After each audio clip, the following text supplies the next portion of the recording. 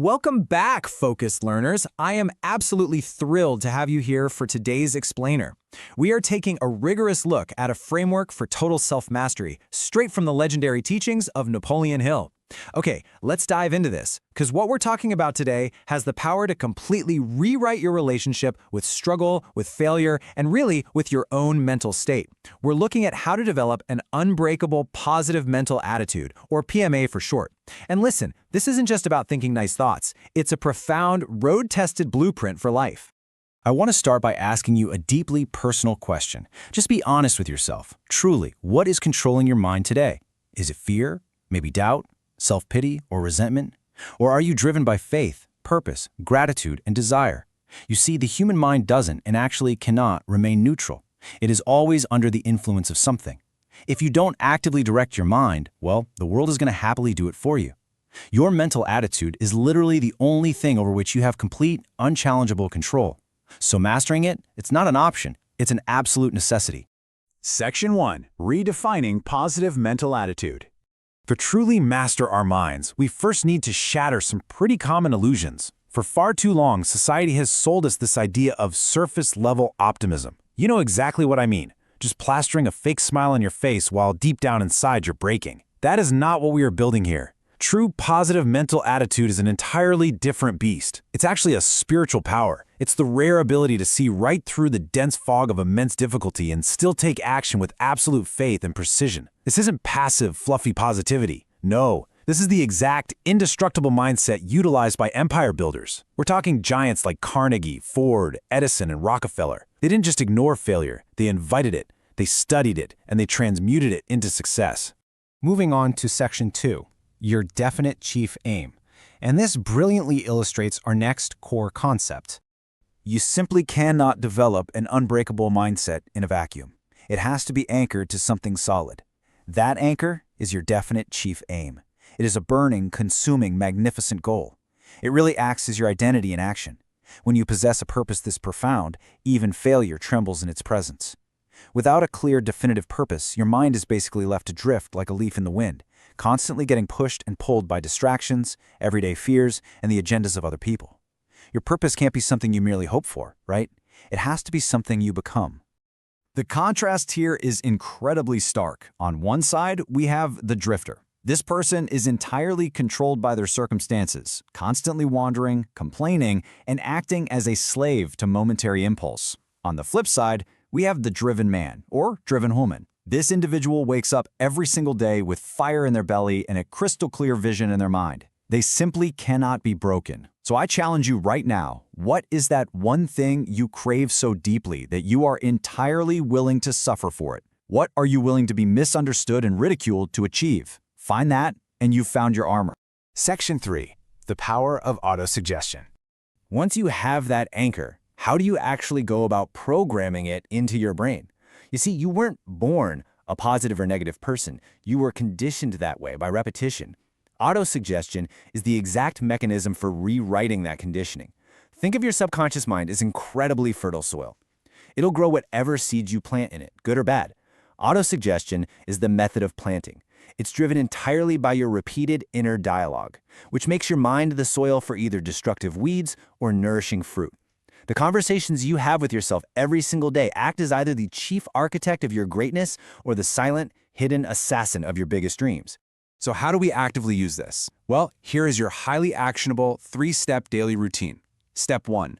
Take just 5 minutes each morning. Step 2. Speak life into your purpose. But listen, do not do it passively. Speak it with absolute fire, clarity, and strength. Step 3. Repeat this with raw emotion until the voice of victory in your head is infinitely louder than the voice of doubt. Your subconscious mind doesn't care at all about logic. It is changed by relentless repetition backed by deep, genuine emotion. Now, what's really interesting about this slide is the vital shift in perspective it requires. Negative thoughts are not visitors, they are invaders. If you view a negative thought as just a passing visitor, you might be tempted to offer it a seat and a cup of tea. But if you realize they're invaders, you understand that they are there to take over your home, your mind. If you tolerate them, they will literally eat your purpose from the inside out. This requires a practice that Hill famously called cosmic housekeeping. This means taking a completely ruthless inventory of what you are actually thinking. You've got to actively monitor your inner speech. When you catch your mind drifting toward fear, worry, or resentment, you stop it right at the door like a criminal trying to break in. You cut off that mental infection at the absolute source and immediately replace it with gratitude and the voice of power. You've got to keep your mental house clean. Section 4. Forging Iron, Self-Discipline.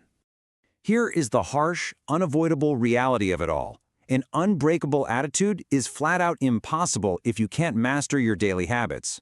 Discipline is the bridge between thought and reality. You cannot hold a positive, high-energy vibration if you are held captive by negative, low-energy rituals. Good intentions without discipline? They're really nothing more than delayed dreams.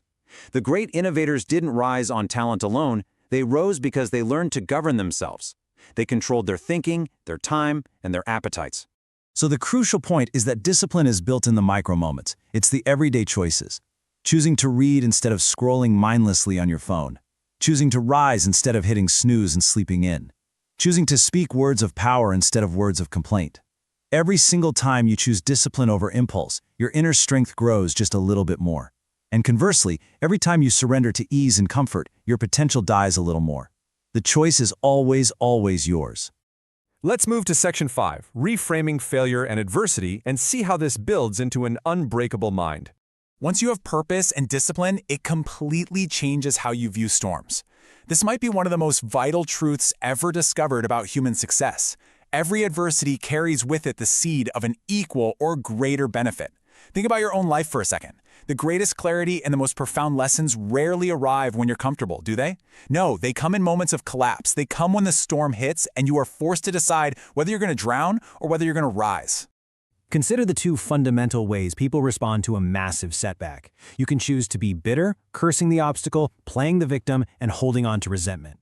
Or you can choose to be better, blessing the obstacle as a strict teacher and emerging wiser and stronger. Please remember this. You are never a true victim of your circumstances. You're only ever a victim of your response. You alone get to decide if a failure is just fuel for your journey or if it's your absolute finish line. Here's a golden rule to cement into your daily life. Act as if it were impossible to fail. Why? Because the mere anticipation of defeat, that creeping fear of failure, steals far more human dreams than actual defeat ever could. Fear just keeps people playing small. But if you remove the possibility of failure from your mind, if you say to yourself, I cannot fail, I can only learn and adjust, suddenly you move differently. You speak with absolute certainty. And confidence like that is incredibly magnetic. Let's pull this whole blueprint together. The traits of an unbreakable mind are clear and eternal.